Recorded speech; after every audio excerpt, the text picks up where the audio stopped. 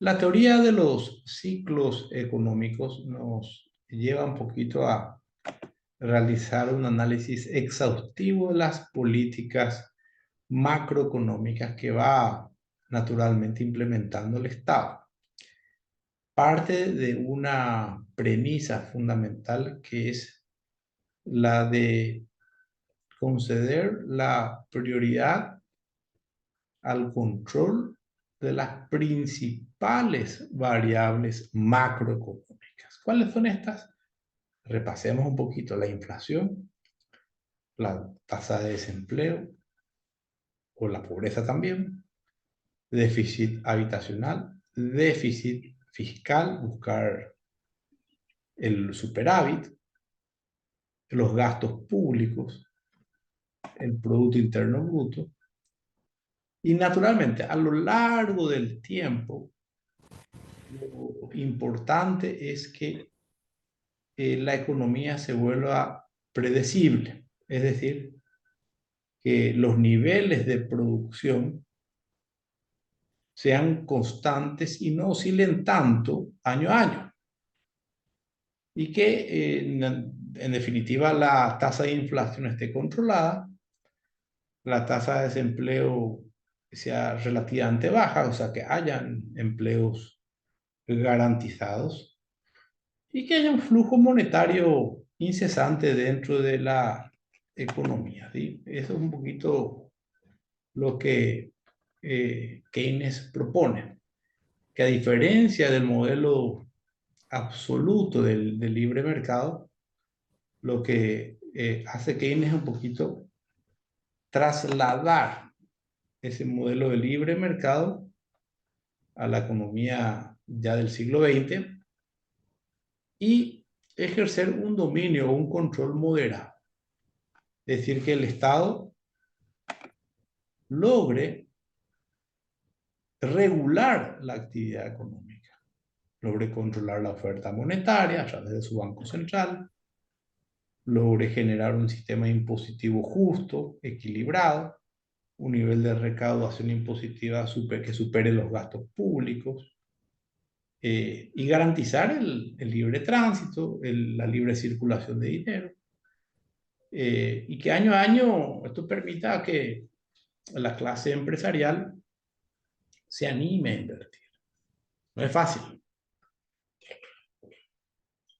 Hay que instalar, como venía diciendo en otras aulas, hay que instalar la cultura del trabajo productivo y sobre todo una disciplina fiscal que nos permita crecer sostenidamente. Entonces, esta teoría de los ciclos económicos defiende un poquito ese crecimiento del Producto Interno Bruto a largo plazo en forma constante, sin demasiadas, reitero, oscilaciones. Es decir, un año debería crecer 2%, al año siguiente debería crecer un 2,1%, al año siguiente podría crecer un 1,9%, al año siguiente podría crecer un 1,5%, para el año siguiente podría crecer un 2,5%. Si bien esto se contradice un poquito con la teoría de Ockham, donde te exige una tasa de crecimiento mayor para que el desempleo baje, aquí este ejemplo más que nada nos permite acercarnos hacia un modelo de estabilidad. Mal hacen las economías actualmente en buscar crecimientos económicos poco sostenibles a lo largo del tiempo. Es decir, una economía puede crecer 6% en un año, pero que al siguiente año vuelva a crecer 6% ya es muy difícil. Probablemente crezca en 0,5, tal vez 1%. Tal vez al año siguiente vuelva a crecer en 6, en 7, pero al año siguiente ahí puede experimentar un decrecimiento, es decir, las oscilaciones son muy pronunciadas y esto genera naturalmente incertidumbre en cualquier actor económico, es decir, yo no me animaría a realizar una inversión comercial, trataría tal vez de dejar a plazo fijo, comprar un bono, tal vez algo muy seguro, o tal vez una casa, ¿verdad? Y alquilar, pero animarme a invertir 500, 1000, 1500 millones en una fábrica, en una empresa, y que en un año de repente haya un decrecimiento fuerte que me golpee la productividad y que me obligue tal vez a cerrar, eso no sería nada positivo. Entonces, muchas de las economías a partir de la teoría de los ciclos económicos desarrollada por Keynes procuran mantener o priorizar la estabilidad económica monetaria de las principales variables macroeconómicas. Por ejemplo, el valor de la moneda. La moneda local debe tener una correspondencia con las diferentes monedas extranjeras, que no haya tanta oscilación entre el guaraní y el real, entre el guaraní y el dólar, entre el guaraní y el yen, y así sucesivamente, entre el guaraní y el euro. Al tiempo también de que la balanza de pagos sea favorable, positiva, es decir, que año a año haya más exportaciones que importaciones y que se sienta un progreso económico moderado, ¿cierto? Y estable a lo largo del tiempo. Entonces, son aspectos relevantes que hacen a la economía que, ¿por qué no? Nos permiten un poquito eh, que haya lo que denominamos nosotros un crecimiento sostenido del nivel general económico. La principal variable macroeconómica es el Producto Interno Bruto. Y ciertamente ese Producto Interno Bruto, repasando el concepto, nos indica toda la producción o todos los valores producidos por empresas nacionales o extranjeras dentro del territorio geográfico nacional, hace que, en definitiva, nosotros podamos garantizar que haya un flujo de dinero importante en materia local, ¿verdad? Solo quiero hacer un pequeño gráfico donde tenemos un eje de abscisa y un eje de ordenada, el cual sobre todo busca comparar el nivel productivo a lo largo del tiempo, ¿sí? Ahí tenemos la ordenada, ahora construyo la abscisa. De hecho, a la abscisa yo le llamo tiempo.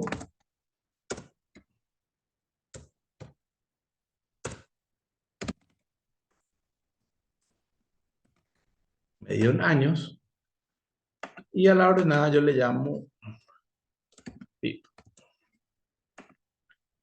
Acá tenemos el punto cero.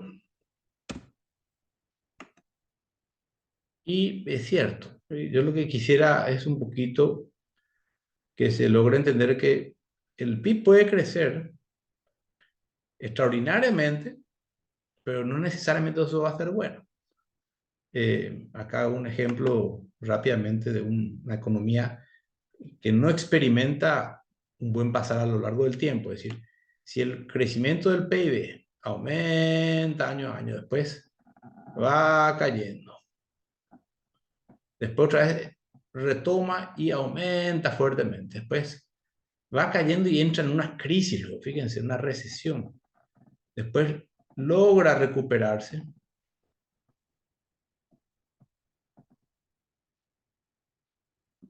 Fíjense, para un electrocardiograma tal vez esto sea súper positivo, pero para lo que respecta a la economía no, ¿verdad? Acá tenemos, recordemos, un pico de crecimiento. Acá tenemos una recesión. Acá observamos una recuperación. una pequeña recuperación. Y acá tocamos fondo.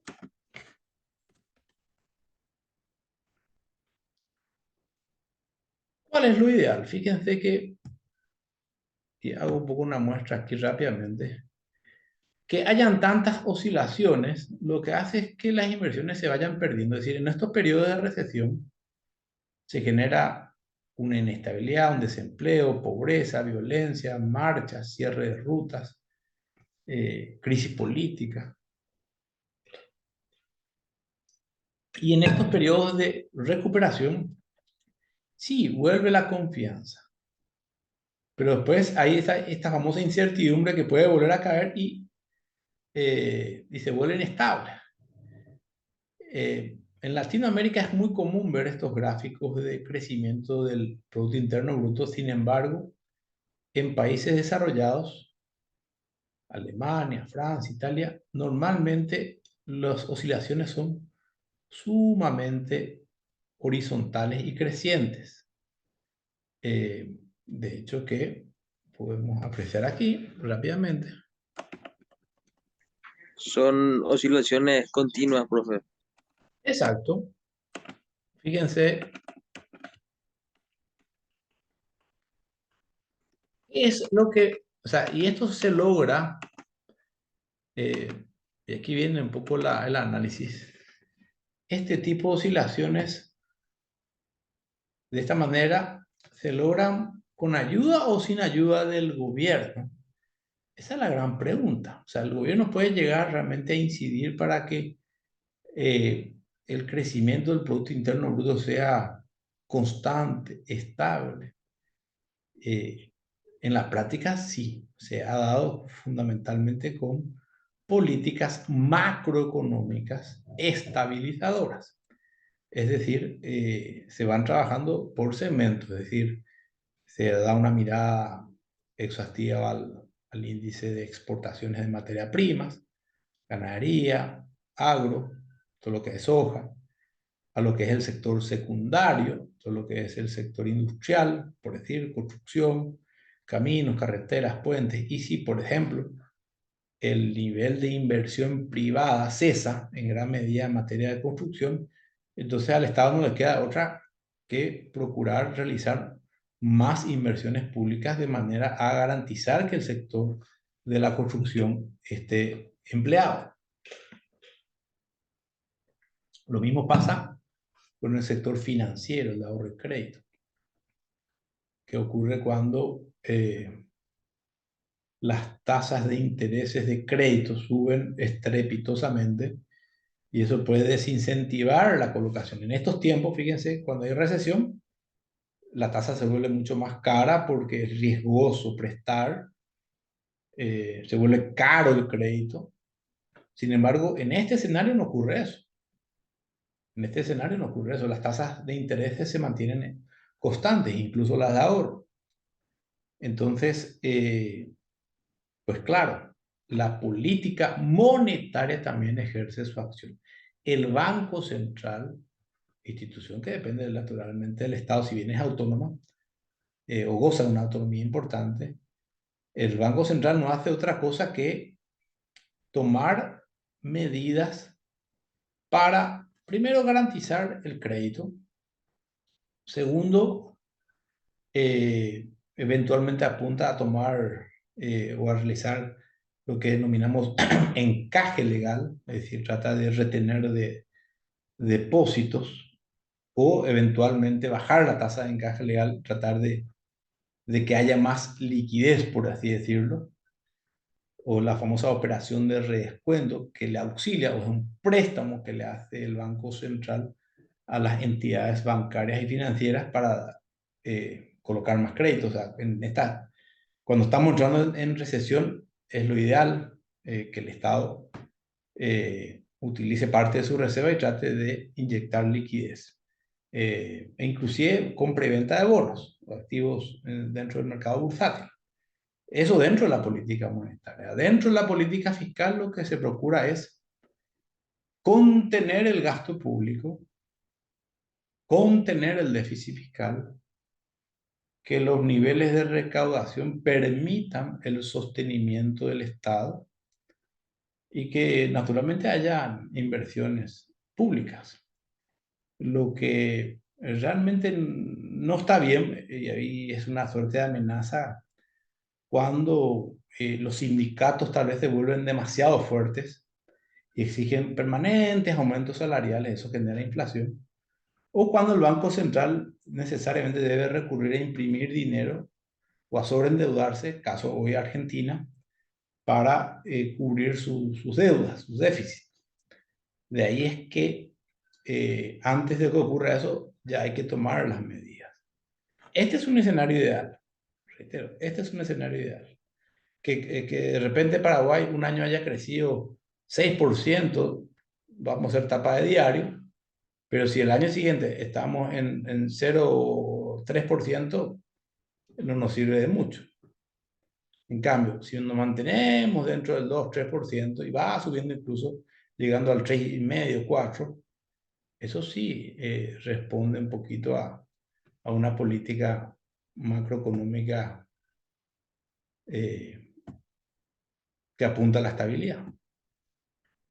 Por eso, dentro del concepto macroeconómico, la principal política que nos permite gozar de credibilidad es la que propone Keynes, fundamentalmente la de mantener un control sobre todas las finanzas públicas, gastos públicos, diseñar, hacer el seguimiento, tasas impositivas, calidad del gasto público, la inversión nacional, entre otros.